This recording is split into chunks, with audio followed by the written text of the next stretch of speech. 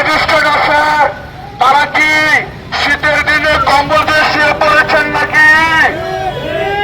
আপনাদের এই বেতন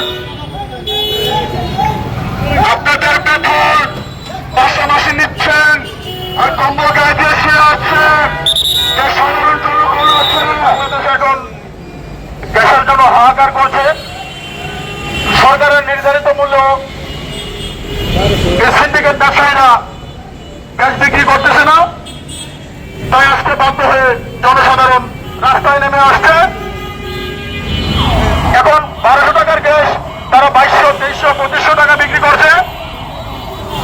বারবার প্রশাসনকে আহ্বান জানানোর পরেও প্রশাসন কোনো পদক্ষেপ নিচ্ছে না।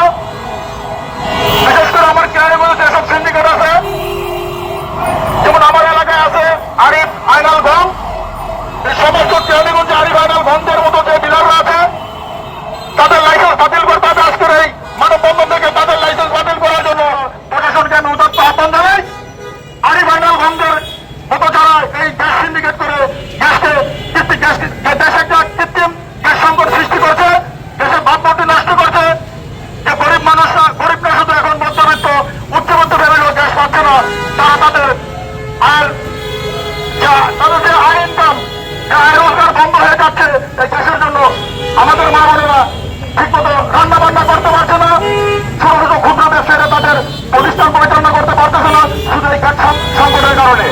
এই আরিফ আইনাল গঞ্জের যদি প্রশাসন রুখে না দিতে পারে, তাহলে আমরা জনসাধারণকে নিয়ে সুদে নিয়ে আরিফ আইনাল মতো গঞ্জেরকে আমরা প্রতিহত করবো। আমরা এই জনসাধারণ আইনের মধ্যে শুনতেছেন, তাদের আইন যদি তাদের আমাদের মধ্যে যাতে গ্যাসের দাম নির্ধারণ করে দেওয়া হয় এবং যাতে মানুষ সবাই পায়। তাহলে আমরা সাধারণ জনগণ তো 1200 টাকার গ্যাস 2500 টাকা কিনার বাস্তব সমর্থন নাই। আমরা চাইবো সরকারের এই বিষয়ে কঠোর সিদ্ধান্ত নেবে, 1 দিনের মধ্যে যাতে মানুষ 1200 টাকায় গ্যাস 1200 টাকা